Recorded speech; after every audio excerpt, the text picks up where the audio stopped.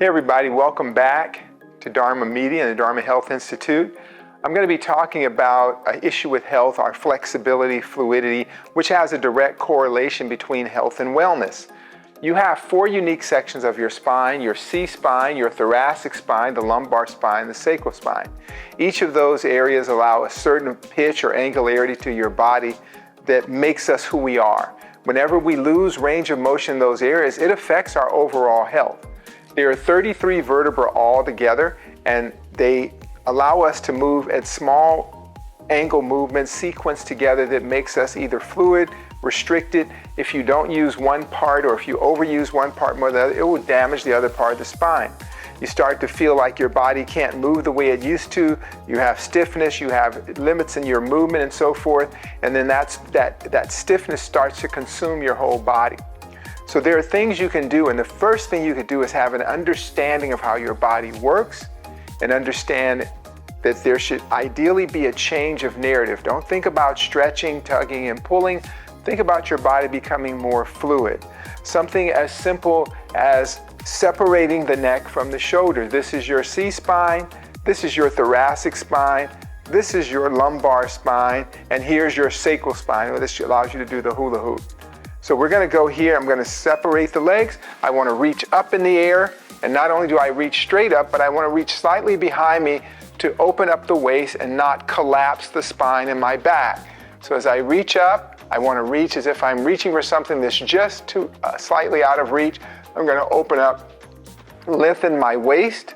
So I'm separating the lumbar and sacral spine. I'm also lengthening the T-spine, opening up the rib spaces, the intercostal spaces.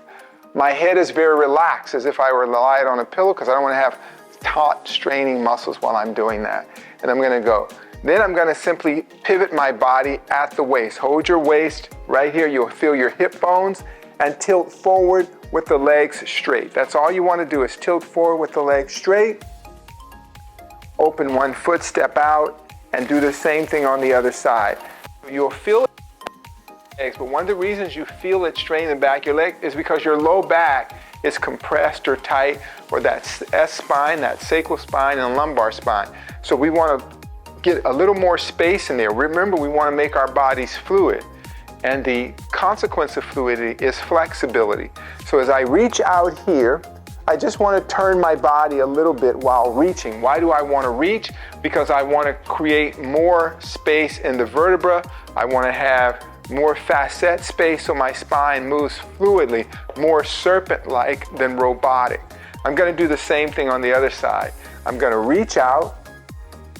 I feel the nice movement here. I'm going to lengthen my waist, extend my arm, and I'll turn a little bit. That's all. Don't overdo it. We want fluidity. From that fluidity, the flexibility is a natural consequence of that. So as I press here, I'm going to go right here. I press my leg here, and I'm just going to push my leg out with a sense of opening up the lower body, opening up the sacral spine, opening that up, and then shifting. You don't have to do anything extraordinary. You'll know when your limits are, because you don't want to have extraordinary contrary pressure on your spine or pulling and so forth, that will then start to make the muscles spasm and begin to hurt your knee. You also want to avoid this kind of ballistic stretching where you're bobbing and bouncing your body.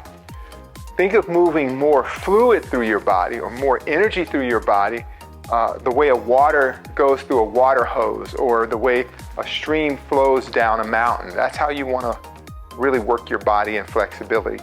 Simple movements. Twisting, twisting, twisting. So the twisting, turning forces allow you to not bulge the disc. The discs get dry from sitting and the pressure of sitting, and they tend to separate or dissect. And you don't want that. You don't want a herniated disc, ruptured disc, anything. Okay, so if you have any type of low back issues or herniated disc and all that sort of things that cause sciatica, uncomfortable pain, your best friend in that work to get you well is lengthening the spine. You can lengthen the spine simply by reaching, by bolstering, and gentle twisting motions while extending. I'll demonstrate.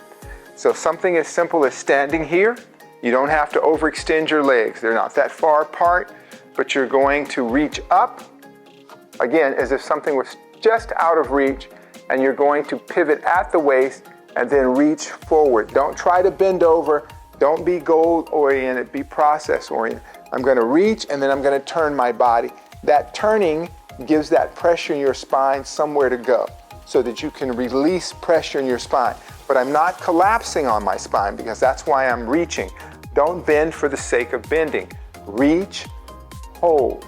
Then come back to a comfortable place, shift the weight around. Again, if this is nice and relaxed, it won't hurt your knees, it won't hurt your hip joint.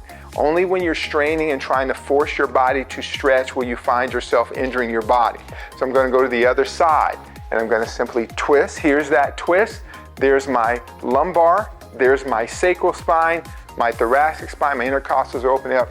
The head is nice and long. I'm not dipping my chin. I'm going to reach way up, and then I'm going to reach out. I want to be actively reaching out, actively creating fluidity in my body, and I'll come back to the middle. And to give some relief in the sacral spine, I'm going to push this leg out, sink down and shift, opening the hips, almost creating a squatting mechanism in the body, and you got that there. And then from there, I can straighten the legs. Remember, it's not your legs that's tight, it's your back that's compressed that limits the movement. And as I work my body, I'm going to lift my chest, focus my gaze slightly in front of me, and I'm going to rest my hands on the ground and just oscillate the back a little bit in order to promote nice angularity to my spine and slowly release the big muscles here, the twisting and so forth. It's really good to get the disc lubricated and rehydrated. So let's work on that. Yeah, so follow us in the coming months, weeks, and years. We're going to be presenting more and more helpful tips so that you can maintain health and wellness throughout all the years of your life. Throw away the failed narrative that as you age, your body naturally has to decline and betray you. Put something into it, just a little bit of awareness, a little bit of knowledge, and a little bit of consistency and practice will go a long way. Thanks. Look forward to seeing you next time.